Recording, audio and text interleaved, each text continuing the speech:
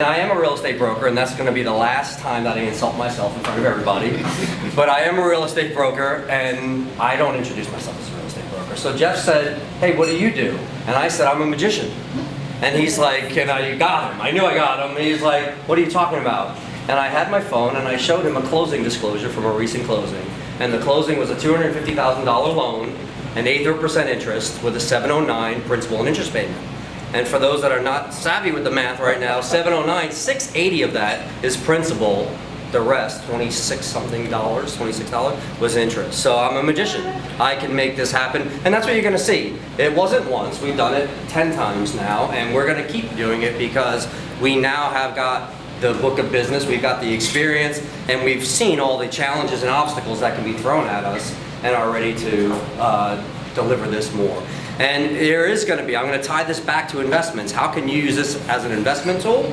Well, let me diverge for a second. I am a real estate broker, and we do have some strategic partnerships like Home Partners. I don't know if anybody's dealt with Home Partners of America, but Home Partners of America is a company that if you find a tenant who is qualified that wants that house that's in MLS, they'll buy it and rent it to them.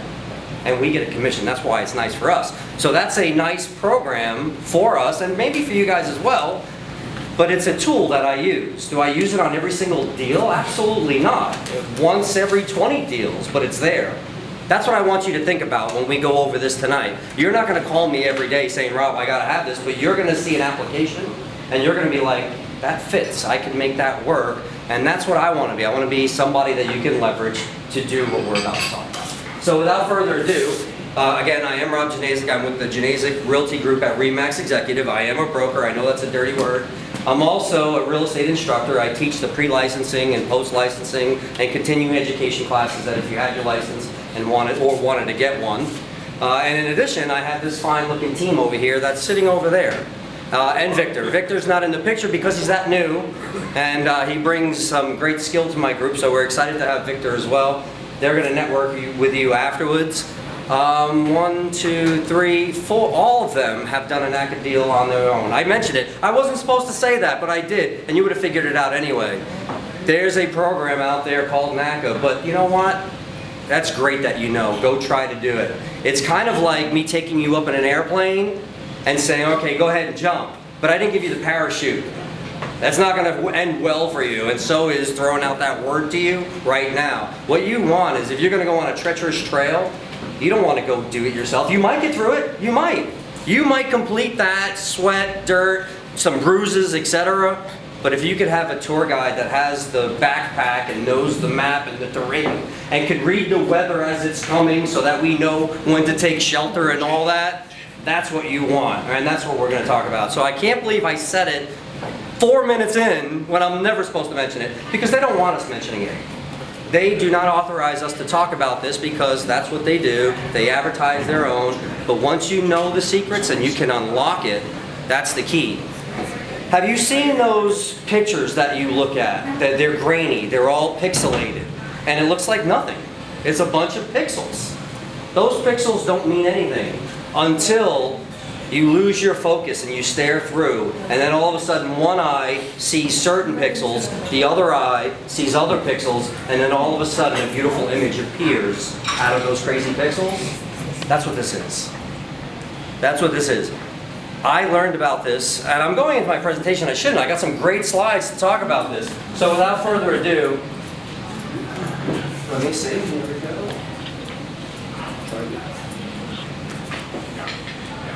Down arrow. There we go. All right, our goal here as a real estate brokerage team is to deliver long-term financial security to individuals by offering them choice housing opportunities. And we do this through widely available programs that I already mentioned. I gave the secret already by programs that are out there that we know how to leverage well to lower interest payments to near zero, such that you are just building equity rapidly, and often your benefits are going to be measured in tens of thousands to $100,000. Sounds too good to be true, but here you go. Here's 3, we're going to begin with the end in mind.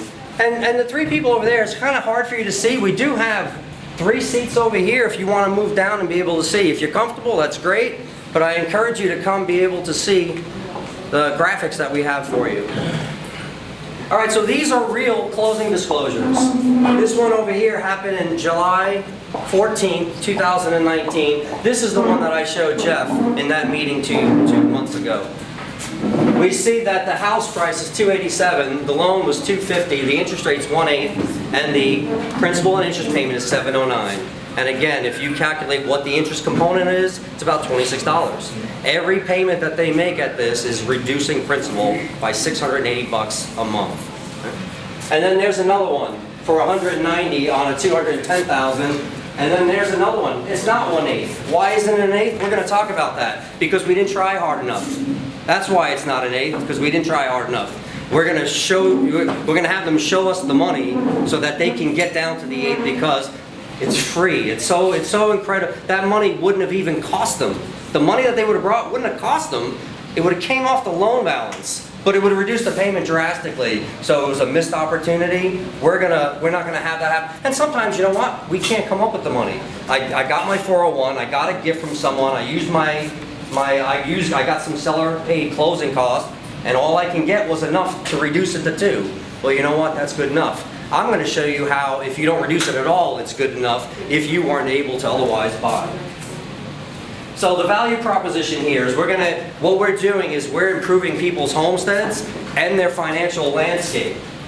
And we're helping them. Even if you think your home is great, and I've had people say this to me, you know what, that sounds great, but I love my home. I'm like, you got the perfect home? And they're like, yeah.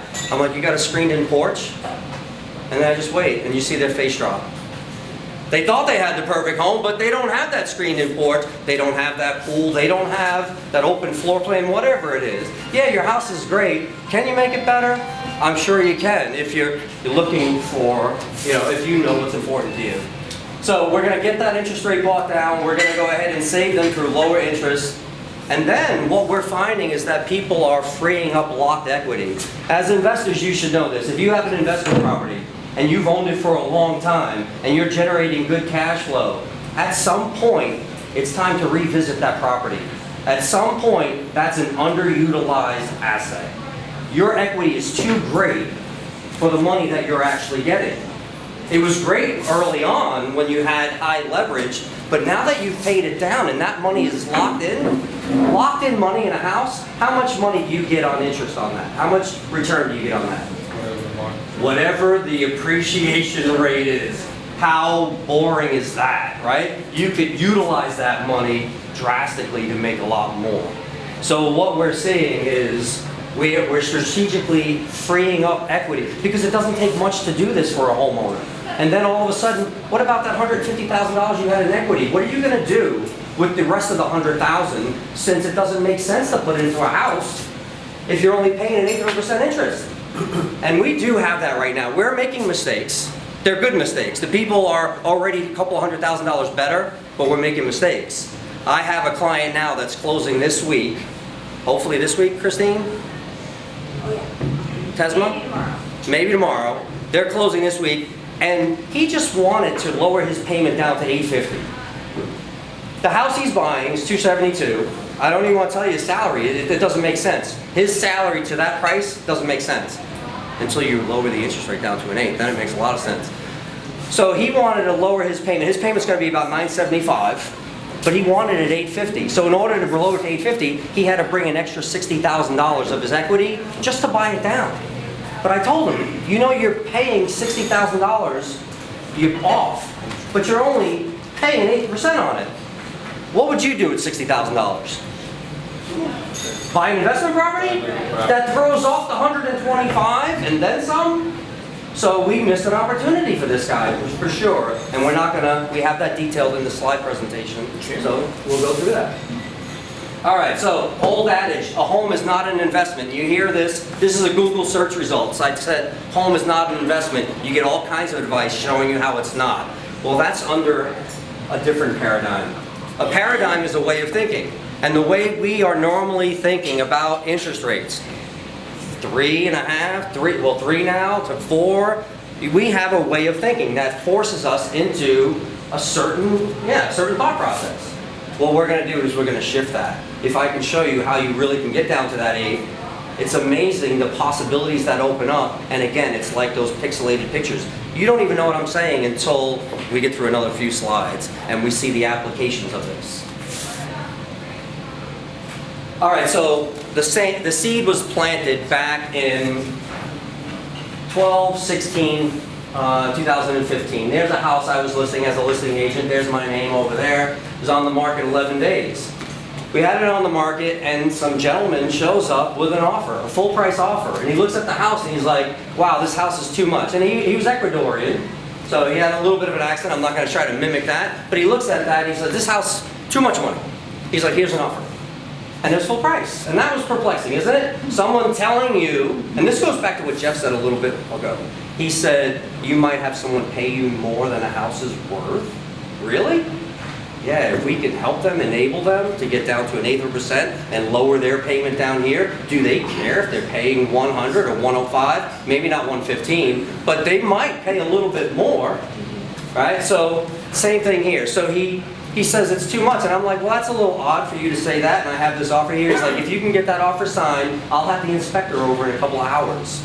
Now, that's another thing that doesn't happen. Nobody goes under contract and inspectors show up 2 hours later. So something was a little weird here. And he's like, you want to see something amazing? And I'm like, I'm game. I'd like to see something amazing. And he takes his phone and he shows me one of those closing disclosures. Not one of those, but a different one. And I look at it, and you know what I said when I saw that closing disclosure?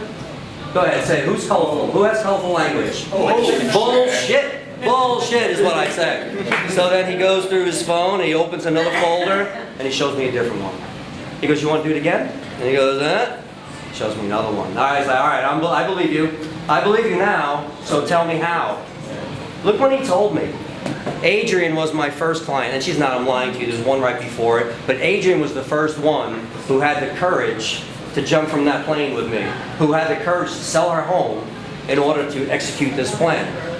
Why? It was that was this year. That was this year, but I learned about it then because I couldn't see it. I could see it, but I couldn't explain it. I just couldn't explain it. I can explain it now. And that's what we're doing right now. We're going to explain it. So, it was this gentleman, I don't want to mention names, from another real estate company. He was a good friend of mine. He's a good partner. We don't do work together other than we have breakfast a lot and we share ideas. And we might do something together. But he showed me his secrets and I went ahead and developed a program out of it. He does quite a bit of these, and so will we too. Even though I learned about it in 2015, it took me to 2019. This is the woman. And you see that picture? Look at, does she look happy?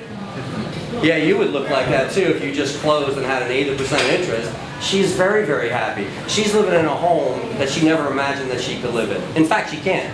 If I tell you her salary and you tell her what the debts are and you do the math, the qualification ratios, there's no way she bought a $287,000 house. She's in it right now. So she's my pioneer. Why was she able to be my pioneer? Because I knew what to do. But to convince someone that I'm going to get you through this path, haven't done it before, sell your home and then buy another one, possession, and all these moving parts, I was a little afraid. I was really, really afraid. And going through it, man, I was really afraid because you're going to see some of the challenges we had. But here's the thing that made it possible. She had a need. This woman has a 90-year-old mom that lives with her, and I sold her a home in 2013. It's a 2-story home. And her mom has dementia now, and she can't get up those stairs. So she said, Rob, I got a problem. I need to get a 1-story home. But we need 2 masters because we both live here, and everything we looked at was well above her price range. There was nothing, no inventory at all that fit her needs. So she's looking at solutions like chair rails and stuff like that. I'm like, we're not doing chair rails. I said, you know what? I got a program that I learned 3 years ago that I've been too afraid to execute. But this might be the perfect opportunity. Are you willing to try it? And she said yes. And that's what we're going to talk about now. So I do have a video. We're going to see Adrian.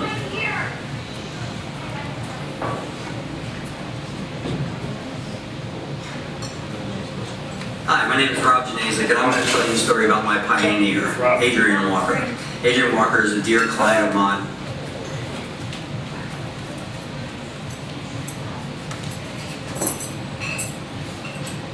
Victor, what are you doing sitting on there?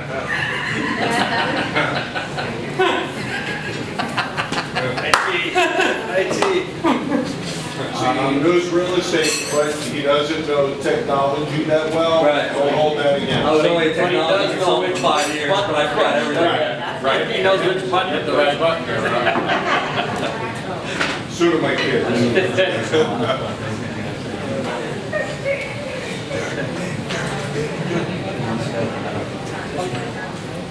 Hi, my name is Rob. There you are. Hey, nice. You are smart. Yeah, what's Victor doing up there? Thank you, sir. All right, let's try this again. Hi, my name is Rob Jazik, and I'm going to tell you a story about my pioneer, Adrian Walker. Adrian Walker is a dear client of mine who came to me looking to solve some real estate challenges that she was having with her mom, and I have a program that I learned about in 2016, and I was looking for the right opportunity to try and the right person who would trust me to go through it, and that's who Adrian is, and I hope you enjoy her story. I had dealt with Rob before in the Poplar Berry home that I had, and he just went all out in terms of trying to do what he could to help us, and so therefore I developed a trust from that experience. And my mother is almost 90 years old, and so it was important that we find a home where in one, she wouldn't have to deal with the stairs. The housing inventory was really very low in the financial level that I was willing to pay. I was looking really for something around 250, and there was not very much there in that price range. So in order to find what I wanted for me and my mom, we had to go up in price. And so with this program, it afforded me to be able to have the opportunity to better afford a higher price home as well. And you have, in your new home, you've got about 25% higher value here than you did in your other home. Yet your payment went down, and you wound up with about $30,000 in cash. Is that true? That's true. What happened was with the funds from the sale of Poplar Berry, I was able to buy down the interest rate. Never in my wildest dreams did I ever feel that I was going to be able to afford a home of this quality of caliber. Seaman Court is in terms of quality, it's a better home in a better neighborhood. Wonderful amenities in it, so that we're enjoying it, and then when we have family and friends in, then they enjoy it as well. The drastically reduced interest, a smaller payment, greater appreciation potential, and the freed up $30,000 in equity. Your financial landscape is estimated to be better over the next 25 to 30 years by an estimated $175,000. The process that you There were definitely some numbers that were a little different there. I'm going to show those slides again, and I'll have a conversation about that. But as you can imagine, putting a video together, and there's a lot of moving parts, is what I'm going to say. in regards to the loan, did you receive any resistance while you were going through the process? It depends how you want to describe that. Okay. In reality, I love it when my clients can't remember issues that arose during the process. It means that we did our job well and shielded them from it. In actuality, there were many challenges that were thrown at us from the organization, which we employed to get this done, including direct emails saying that this will absolutely not work for this member. the process really is a very demanding one. There's a lot of documentation that's involved, and a lot of deadlines that have to be met. You have to be organized to a certain extent to be able to provide all of the documentation that's needed. I think that it would have really been like a maze and very difficult because of the fact that they have enough experience with the program to know what was forthcoming and what ways to be able to maneuver to get what was needed or requested at that particular time. What would you say to someone who was hesitant to repeat what you've accomplished? I said, by all means do so, because you have to look at the long-range picture. I would just like to thank you and Rob for everything that you did for us in helping us to get through this process. It was where it was demanding of me, it was demanding of you all as well. And so I really want to thank you for all your efforts and everything, and wish you well.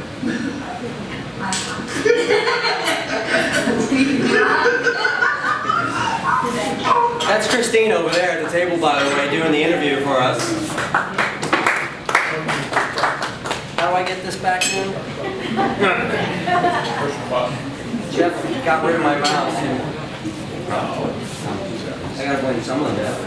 You're the closest one.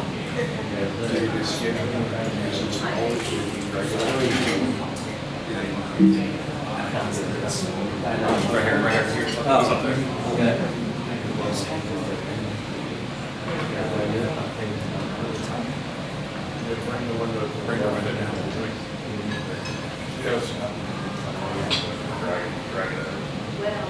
Drag it? Yeah. Is this what you're gonna use still for the slide? I have no idea. Yeah, I know. All right, so that was Adrian's video. There's a couple of inconsistencies. You saw some numbers there. Calculating benefit is a difficult thing, and we're going to talk about that. How do you calculate the benefit?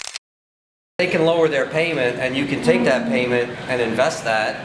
Not to say they're going to do that, but that's benefit, and we can calculate that. And you know, at first we were using 5% return, then I dialed it down to 3.5% because I really don't want to overstate. You don't have to overstate. The benefits are measured in tens of thousands of dollars, often bundled in tens of those, hundreds. So why do we have to talk about 5% return or whatever? 3.5% is fine. So there's a couple of inconsistencies there. I did think it was funny how we asked her if there were any challenges, and she said no. And then sure enough, that was an actual email where the organization came back and said, this will absolutely not work for this person. And you know, and you can't get mad at them. You don't want to turn them off. So you're like, oh, you know what? So this is how I calculated it. And then you give it to them. You say, can you help me see where I got wrong? And then sure enough, they come back, oh, that'll work. Right? So you do. You get chairs thrown at you while you're trying to run down the hall fighting for this prize. All right, so here I told you would be the comparison. This is the house that we sold her in 2013.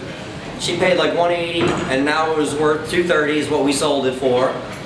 It's 2,600 square feet. It's over in the university area off Back Creek Church Road, right, near University. This one is in Indian Trail in Union County, 28079, Porter Ridge Schools. Community was a lot better. So the houses, she definitely has a type. The houses look the same, but they couldn't be further different. This one is worth, on tax records, $212. This one is worth $281. That's a 35% by the independent assessor thinks that's 35% better, and it is. All right, so that's the situation. There's the principal and interest. She was paying $729 with $189 going to principal. $729. Remember, that was on a very low mortgage. That was on a $140,000 mortgage that she originally took out on a $180,000 house. This mortgage over here, this $710, which is $19 cheaper, is a $250,000 mortgage.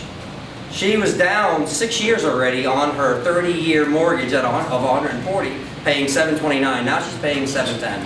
So did her payment go down? No, not really. The taxes on this thing are a lot more than that one.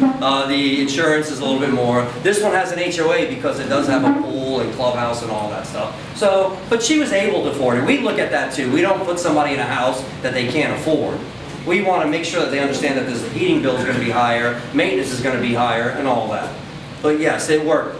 What else did we get out of this? So the interest over the life of the loan for this house was $118,000. She's going to be paying less than $5,000 in interest over the entire life of the loan. I think most of us pay that in a year, right? Most of us pay that in a year. She's paying that in 30 years, $4,751. And in addition, like I said, she had locked up equity in that house that was doing nothing for her. After she did whatever she needed to do to get this house, pay the closing costs, etc., she still had $28,000 left. To do what? Whatever she wants. Whatever she wants. All right, so the benefit calculation. This is probably more like it. Like I said, see the two bold numbers over there? I had that benefit in the video of 175,000. It probably is more like 175,000. But I decided to dial down the appreciation on homes down to 1.5%. Because you know what? We could be conservative. That's probably low, 1.5%. Maybe it's right on. Who knows? And then the other thing I dialed down was that $28,000 that she has free to invest. Instead of giving her credit for 5%, we dialed that down to 3.5%. Overall, she's living in a much better house, paying less for principal and interest, with more going towards principal, and she had $28,000 to do whatever she wanted, which could have been buying an investment property to help pay this mortgage of $710. All right, so there's more benefits. Sometimes the benefit's not just financial, it's improving your homestead as well. All right, so this right here looks like nothing special. This was actually my first deal, and it wasn't even mine. Christine delivered this one to a joint client of ours. And if you look at the closing disclosure, there's nothing wow about that one at all. She paid 3.937%. But what the key to this one is that she really didn't have much money. This was, I don't know what I can say, she's a single mom, widowed mom with kids, and struggling, not a lot of money. Credit was not stellar. With $3,000, we put her into that house. With this mortgage program. So she didn't have extra. Say again? Give me an idea of the credit score. Do you know credit score? Because it's not even part of the program, so we might not even know it. Right? Now, here's the thing. If you have a 500 credit score, your bank account probably looks like a mess. And if your bank account looks like a mess when you go through this program, they're going to be like, dude, that's a mess. And what they're going to do is say, this is going to take you about 2 years to climb out to be qualified. They will always get you qualified. It's a matter of how long. Because your credit score is bad, it's because you got bad disciplines. Their focus is on budgeting for you. And if you can budget well, and you can stick to that budget, well then you can get your finances in shape to qualify for the program. Your credit score will probably go up as well, if you're paying your bills. So I didn't answer your question, and again, it's credit score agnostic. It doesn't care about your credit score. What they do care about is your bank account, what you say you make, and what you say you're paying, and they're going to do forensics on that. They're going to look at everything that goes into that bank account, and they're going to look at everything that goes out. And if it's not on your W-2s, and you don't have a valid explanation for it, you're writing explanations for that. And if they don't like those explanations, like where the mysterious money's coming from, well then you're not going to be ready, right? So you do have to have financial stability, and you have to have fiscal responsibility, but it doesn't necessarily need to translate into your credit score. If that makes sense. I don't know if it does. We're not going to look at this, we're going to look at the actuals. See, they look at your credit score because they want it easy. I don't want to look at that nonsense. Let me give a score that tells me whether you're credit worthy or not. They're skipping that, going to the actuals. Right? Which probably is the way it should be. So let's look at this one again, because this one, it looks like it's not impressive, but I think it's very impressive. This is a woman who would have been renting this same townhome for $1,200 a month. Instead, she owns it for $971 a month. So you want to calculate her benefit. Well, first of all, she's building appreciation rapidly in a house that she wouldn't have owned. And secondly, what is that? That's $229 a month that she can put away. She can invest. 10 years, oh, you can't see it. In 10 years, I calculate benefit for her of $101,000. Over doing nothing, over renting that townhome. So you know what? Looks like nothing special, but that's actually probably one of the most special ones because it is someone who really needed it. And we're going to get back to that again because you guys are investors. You're knocking on doors of sellers who are in trouble. And what do we do for them? We say that we're helping them. And I don't mean any slight to anybody here. We say we're helping them. Here's $2,000 to get on with your life. Now give me your house. Imagine if we could do something better for them. Who else is telling them they're going to put them on a path to financial freedom and help them get in a better situation than they are doing something like this? And you're going to be the one who helps them. You think they're going to get their ear a little longer to talk about the purchase of their house a little bit more? Might you, some of you, have other properties that are sitting idle that we might be able to put them in until we can get them qualified, and then they'll buy that house for you, from you, for a little bit more than market value? That's where this comes back to you and where it could be viable to your business. All right, what else do we have? We have the Enabler. I already told you what it was. It's a unique loan program. The loan program has some straight up amazing benefits. If you did nothing about these magic tricks we're doing, you just said, give me that loan, and you didn't buy down anything, you would get a loan with no closing costs, virtually no. You have to pay your inspection, and you have to put that money in the escrow accounts. They're not going to pay your future expenditures of taxes and insurance. You got to do that. So what is your closing cost? What's your real true cost? The inspection. Attorney, all the closing costs that you see, those 2.5%, those are all paid by the lender in this program. So that's a huge benefit in itself. That's how that woman was able to do this. We start off with a below market interest rate. If you look at bankrateNote.com and it says 3 3/8, this site will say 3 1/8. Just right away, it's already lower. They lend to 100% of the purchase price, and they don't charge PMI. That's ridiculous. That's ridiculous. And then finally, the most exciting part is this aggressive buy down. And if those of you who don't understand the buy down, traditional buy down, if you want to lower your interest rate that they're offering you, the bank says the best we can do is 4%. Yeah, but I want 3 7/8. Well, if you give us 1% of the loan amount, we'll lower it. If you give us some money up front, we'll lower your payment every month for the life of the loan just a little bit. And if you've ever done any calculations, I'm a real estate instructor, so I do these calculations, that's a 10-year, 12-year payback. It doesn't make sense to buy down your interest rate. It does. Well, wait, no, it does, because we're shifting the paradigm. We're shifting the paradigm. And what are we doing?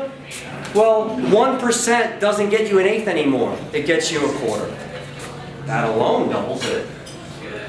In the traditional buy down, if you say, listen, I want to buy down 8 points. We're not letting you buy down 8 points. 3 points is the max, or 4, or whatever. There's a limit to their madness that they allow you to do. Even though it doesn't make sense anyway, they still don't let you do it. This is unlimited. We go down to 1/8. So it doesn't even matter what the current interest rates are. It just means you have to bring more money to get it down.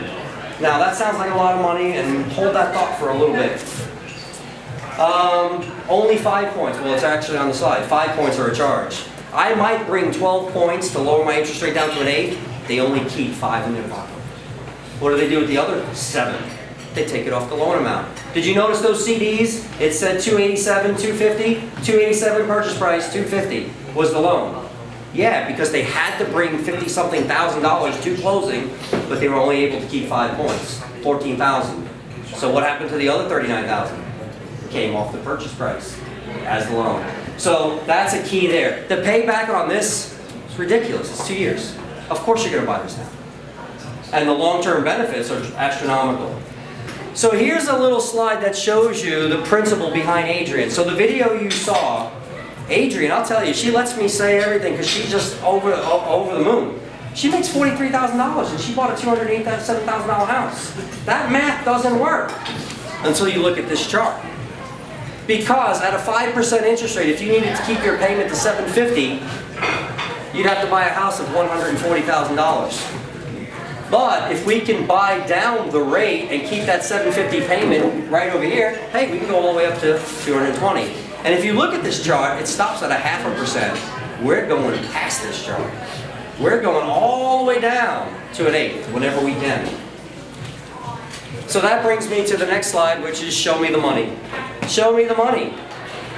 This woman right here, another one of ours, she's closing later this week. We have 4 closing this.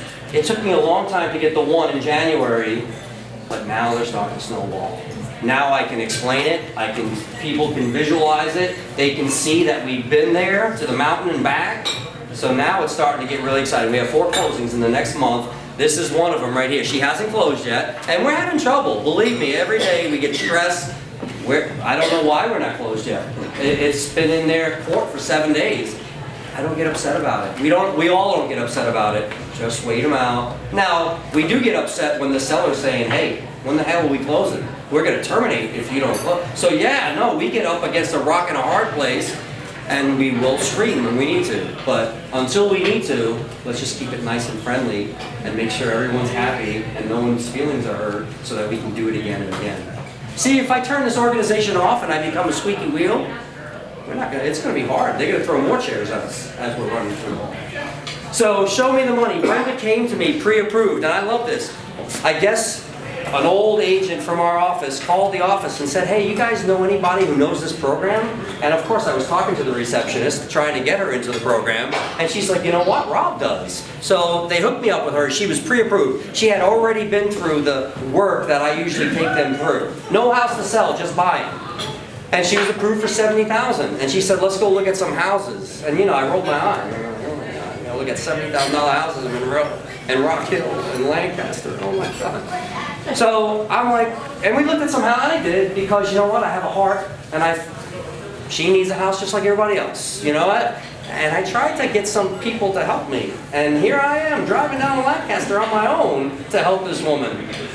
More of I want to go to the mountain again than anything really. But I help people. So I talked to her and we looked at some crap. And that one doesn't look so bad. That doesn't look that bad. That was $79,000. We looked at some $70,000 pieces of crap. I mean, they were nasty. And I'm like, I wouldn't put my mom in here. I don't want to put you in this house. And I'm like, why are we doing this? I'm like, do you understand what you got approval for? How much money do you have? Show me the money. Not me. Let's show it to buy it down.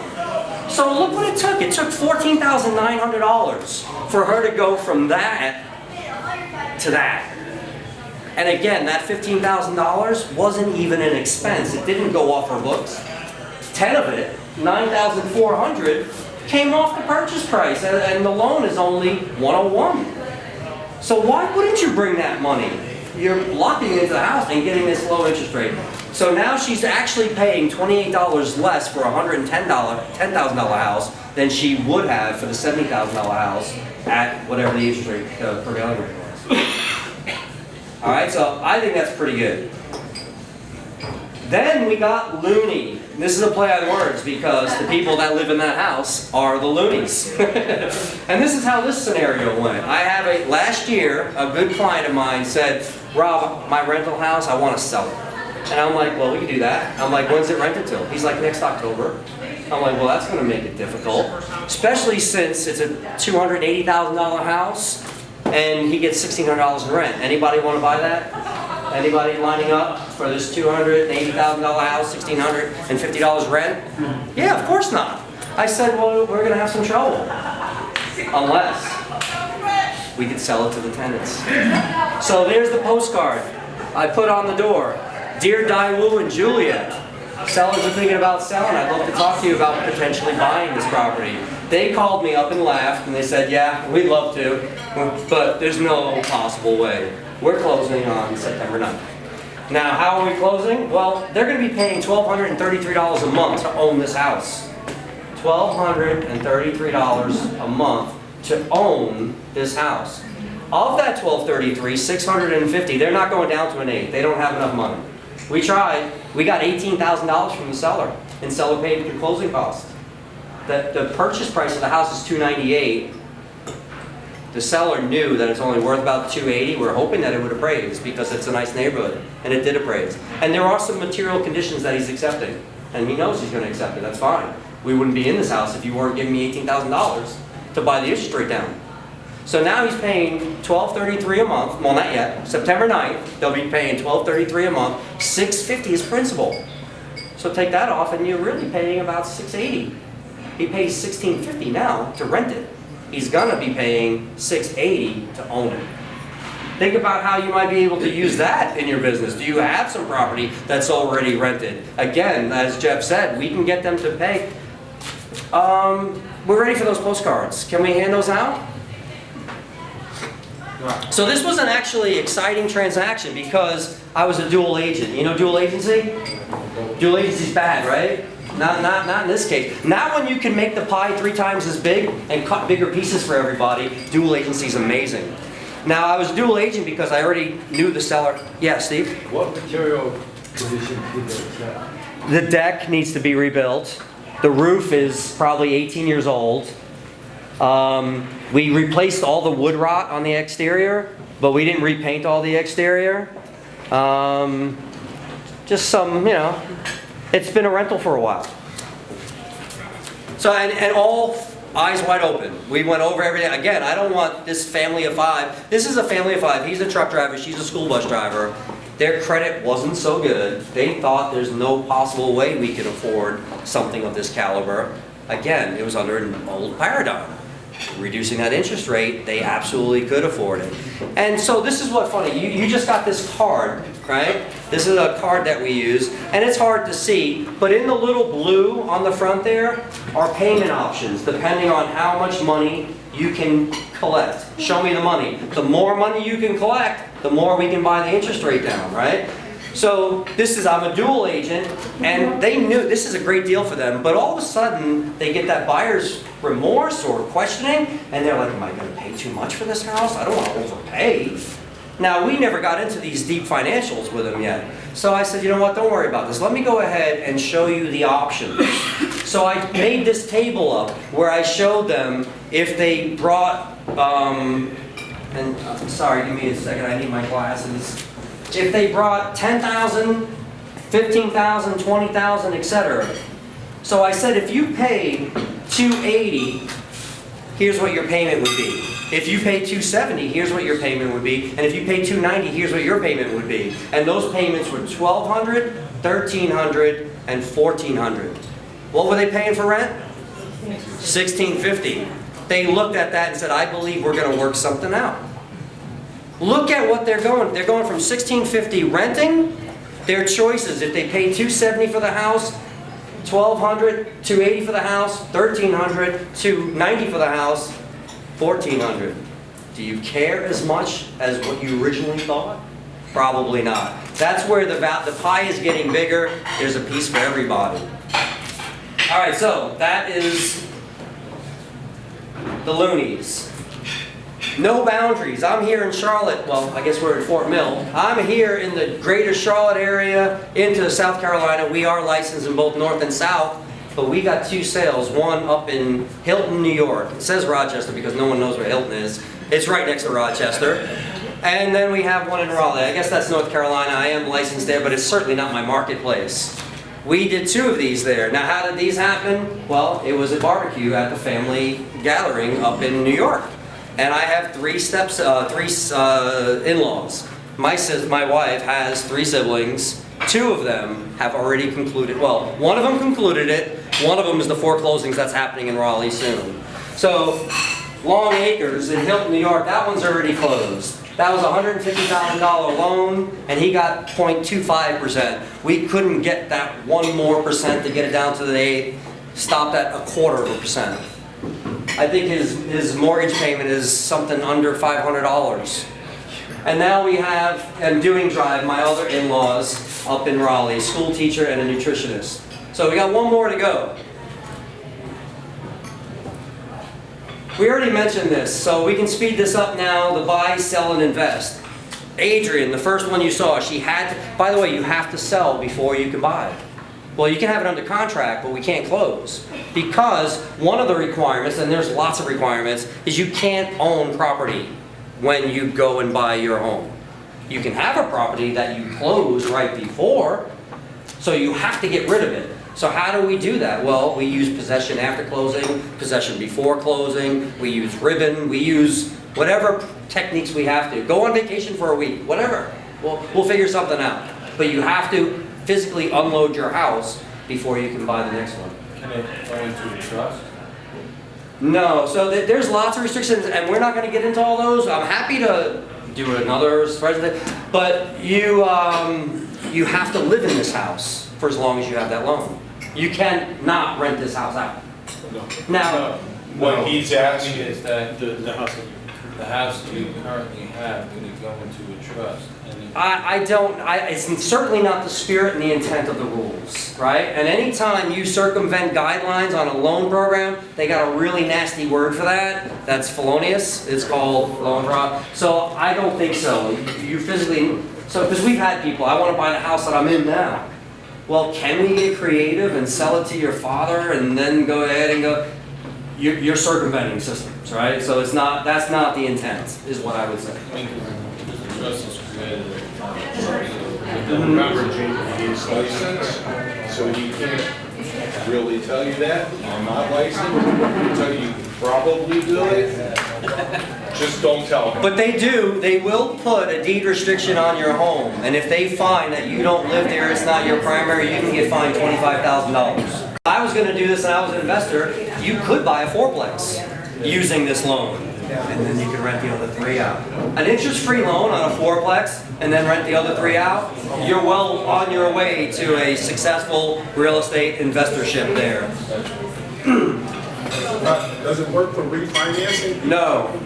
No, now if you, the name that I mentioned before that I refuse to say again, they do, if you're in trouble, you can go through them and they do some counseling and stuff, but that, it's not a refinance program at all. So, I'm confused. So this is more like for primary buyers, first time buyers? It's for anybody. There's no, and we're gonna come to that, there's no exclusions. You could be a person making $1 million a year and you can use this program, but there are some restrictions. But you say that, another house. You can buy one afterwards, so that's why this is called the buy, sell, and invest. So the other day, I have a friend of mine, a good client of mine called me the other day, and she said, I want to buy an investment property. There's one next door to me that came on the market. And I tried to get her to do this originally on her primary. And I'm like, I could certainly help you with that, but why don't we meet at Panera and I want to talk to you about something. So I put the plan together. There it is, that's her plan. That's actually her plan. She owns a $150,000 house right now, and she pays $455 a month, principal and interest. She said, I just wanted something similar. I do want a garage if we can do that, and all of a sudden the wish list started creeping up as we were talking about things, right? So sure enough, later on she's like, you know what, can we bump that up to 200? Originally it was gonna be, she was gonna sell 160 or 150 and buy 150 and keep the payment low. But once you see this, all of a sudden you start dreaming a little bit. Now she wants the garage, she wants a little bit more space and this and that. So we're looking at a $200,000 house. So selling that one, she's gonna buy a $200,000 house, she's gonna get that 8%. Her mortgage, principal interest is gonna be $526. That's only $71 more than what she's paying right now on that other home. But look at the bottom line here, she's gonna free up $16,000. And she was a little worried about that. Why is it only 16? The house down the street's on the market for 160. I'm like, well, I don't know if we can get 160 yet, so why don't we just do a scenario 150 and see how it goes and wait for that one to close. So maybe we're gonna have $26,000. So look what she wanted to do. She wanted to use the money in her bank to buy an investment property. Instead, what we're gonna do is we're gonna sell our home, put her in a better primary, upgrade it, and then she's gonna have $26,000 that she's gonna do what with? Buy an investment property. And the money that she was sitting on in her bank, still gonna be there to do whatever she buys one if she wants. But again, so that's the opportunity. And again, when I learned this 3 years ago, I didn't like just think of this. But as soon as she came to me now, it's crystal clear what needs to be done. Reset that primary, free up that cash, buy that investment property. Now what do you want to do with that other money? All right, so there's an investment calculator that we use. We go pretty deep down into M&R expectations and capital expenditures. We even put a line item in there for miscellaneous and incidental and professional services. You probably need a CPA or something, right? So yeah, I'm eroding profits by using those line items that you may choose not to do. Smart stuff, you should. So I want that property to make sense with all those things in there. All right, so now we're dreaming. The only thing that you're limited by is your imagination here. So I haven't done this yet, but I'm gonna do this. I'm gonna force it, because now it's a mission just to try these different varieties. So imagine if you are an elder person living in a home, $300,000 is paid off. You're in good shape, you did well, right? Well, this is what I'm gonna teach you to do. I'm gonna have you buy the house across the street with the sunroom for $300,000 and sell that one. And when you sell that one, you're gonna have about $238,000 left over. Now you got a mortgage payment, right? $789 that you didn't have before. Do you think you can make $789 a month from $238,000 in cash? I think you can. I think it only takes about 4.5% to do that, 4%. Actually, I think I have it here. $789 times 12 is $9,500 a year that you have to pay in your mortgage now that you didn't have before. You have $238,000 though that you didn't have before. It was all locked. Now it's free. What are you going to do with it? Maybe buy an investment property. I don't know. But if we can invest it at a measly 4% a year, that's $95.46. That pays off that mortgage. Well, what big deal is that? So it's neutral, isn't it? No, in 30 years you're going to own a home, then you're going to have $238,000 instead of just owning a home. You see what we did? We took the equity out and we made it, instead of just sitting on it in your home, paid off, thinking you made it, making 1 to 2% a year in appreciation. Well, we're still going to get that 1 to 2% a year in appreciation, only we're also going to have $238,000. Now you got to be careful, right? Like, I don't want to be the guy that ruins some elder person's finances because they blow through that money and now all of a sudden they have a mortgage payment that they didn't have.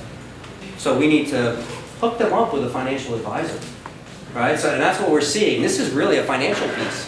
This is a cornerstone of a financial plan that dovetails very closely with a full financial plan. What do you do with that 238? How do you make sure that you don't? I know my parents would have blew it, and then it would have been gone in 3 years, and then they would have had an $800 payment a month that they didn't have before. So we can't let that happen. But conceptually, that's pretty slick. So, and especially if you're thinking of a reverse mortgage, who thinks reverse mortgages are good things? I know they can be if they're employed just right, but essentially what you're saying is, let's deplete the equity out of this house over time. Right? Here, I got your equity, I got you to be able to use it, and you still have your house that's appreciated. Okay? All right, so let's talk about inclusion. Everyone is included. Every single person in here can do something. You can't all get 1/8%, I'll tell you that. Who can get 1/8%? People that are target members of the program. Target means that you make less than 80% of the median income for the greater area. In Charlotte, that's $71,000, I believe, or something like that. 80% of that is $54,000, $57,000. If you make under 57, yes, I can show you how to get down to 1/8%. If you make above that, I got something still pretty darn spectacular that we're going to talk about next. But there's going to be a few restrictions. How about if you're married? I'm glad you mentioned that because it was in my head and I forgot. If I have two borrowers, one makes $60,000 and the other one makes $50,000, and together you make $110,000, it's just like a normal loan process. We don't have to do it in both people's names. So we'll just do it in the spouse's name that makes $50,000.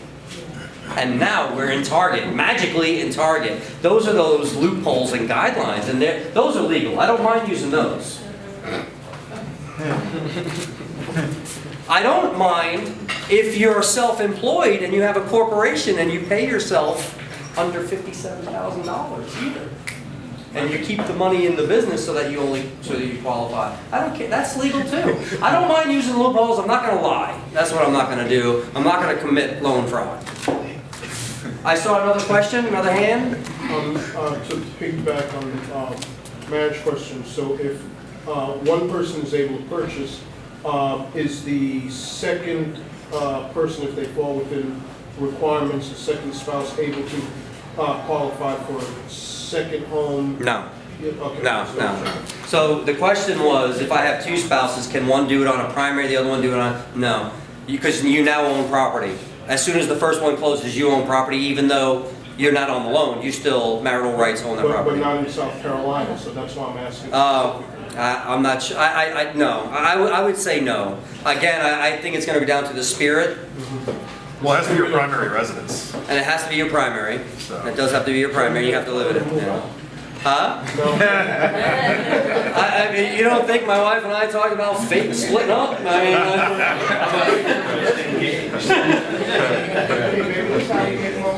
all right, so inclusion. Everybody's included. It just means that non-target members have some limitations.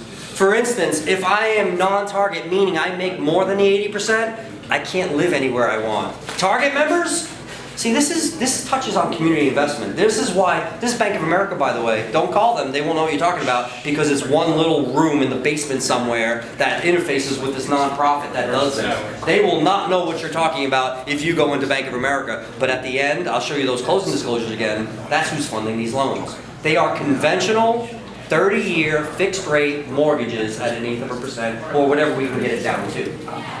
So, who are the lenders? Bank of America is the only, and Citibank. Citibank's another one, but they I don't know how they distribute who gets what. It has to do with INS status and stuff like that as well. Did they do 15, 20 years? That's where we're going to talk about 15 years. For you people that are above 57,000, we can only buy 5 points. 5 times 0.25 is only a 1.25. So if the interest rate's 3 1/4, I can get down to 2. That's pretty good. I'm not going through this crap for that. But on a 15-year, they double the buy down. 1 point gets me 1/2 off my interest rate. So 5 times 1/2 is 2.5. The interest rate for a 15-year mortgage is only 2.75 right now. I can get you a 15-year mortgage for 1/4%. And that's what we're going to show here. So, with no exclusions, everyone can benefit. However, those non-target individuals, they are going to be, one, restricted to certain areas. Again, it's about community investment. If you're above 57, live where most people make below 57. You have to buy in a census tract where the median income of the census tract is below 80%. So what they're trying to do is get the underprivileged wherever they want to be, and the privileged, if you want to use that term, where the underprivileged are, so that we can make all the areas better. So it's definitely tied into community investment programs as well. But here's your options. If I want to do this, and we are thinking of doing it, I have 2 houses I have to sell first, my primary and my townhome uptown, because again, you can't own property. And then we're going to buy a $450,000 house in a select area, which we've already targeted and scouted. And we're going to get a 0.25% interest rate on a 15-year mortgage. Now that's going to be hefty. We're going to be paying $25.47 a month, just principal and interest. Well, mainly just principal, because the interest component is $93. We're paying $25.47 a month. $24.50 of it is principal. That's $29,000 a year. In 1 year, with the house not even going up a single dollar, you will have $29,000 of equity. Every year. 5 years, that's almost $150,000. Yeah. What if somebody's living in a house, they do this program, and then a month later they go, I want a house over here instead? You can only do this once every 3 years. So once you close on one of these loans, you can sell the house the next day if you wanted to. But you're not going to go ahead and get another one of these loans from 3 years from that date, which is a way Miguel, who taught me this, the guy that I mentioned early on, as soon as 3 years comes, he's calling the same people that he dealt with 3 years ago. Because now they got all this equity that they can then put into a bigger home that they could have never afforded in their life before. And 3 years from that, you can do it again. So he has people stepping up after a few years of aggregating huge amounts of equity in their home. All right, so, Robert? yes. One question. So, as an investor, if your properties are in your LLC or your corporation. That was a similar question that was asked here, and I think the intent is no, you're not going to be able to do that. That is your property still, you're a principal in the LLC. I don't know if they'll find it, so if you want to find someone else, not me, that would help you through it. To me, that's too close to, that's not what the intent is.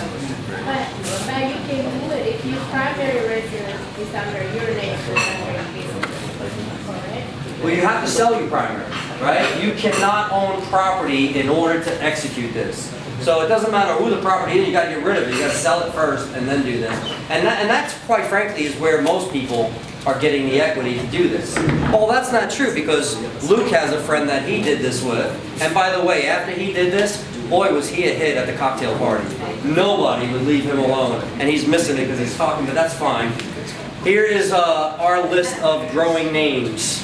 You can see the close dates. We have a lot of them. I told you 4 of them coming up real quick here, the last 4. But the other ones are all in the books already. There's their interest rates. There's their P&I payments. All right, so now, I know that I've talked a long time, but here it is. We're wrapping it up. Here's what's in it for you. I already mentioned earlier, people who invest, at some point you got to look at those investments again, and you have to optimize them, right? So maybe it's time to turn over a property. It's not good just to hold on. Again, if you have too much equity in your property, it's underutilized. It is totally, leverage is a powerful thing, and the longer you own a property, the less leverage you have unless you're refinancing it. So maybe it's time to go ahead and sell one of those properties to the person that's in it for the top dollar. So that's something you can certainly do. Prospect with a purpose. When you're knocking on doors, provide better solutions for these people who are in trouble that you want to sell it, buy and fix up their house and resell it. If you have other properties, you can put them in that until we get them through this. Finally, you can utilize the program yourself, and we talked about a fourplex. If you don't own property now and you want to be a real estate investor, find a fourplex and use this program to get a near interest-free loan, and you will reap some benefits. And then finally, don't you have a crazy aunt who's struggling, or cousin?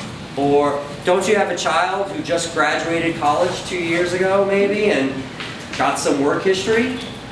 Imagine if you would have bought a property using a program like this at the age of 22 years old. What you would be like now? It's too easy. It's too easy. All right, so that's powerful. Give this as a gift to somebody. That's what we say it is. It's a gift. All right, so that's really it. I'm happy to answer whatever questions you have. Yeah? What if you have property and my husband is in Kansas? You can't own property. No, but does it matter for do you deal with properties in Kansas? Can you sell it? I have to sell it. So we did it in, well, it certainly can help you find an agent there. So like the one that we did in Hilton, New York.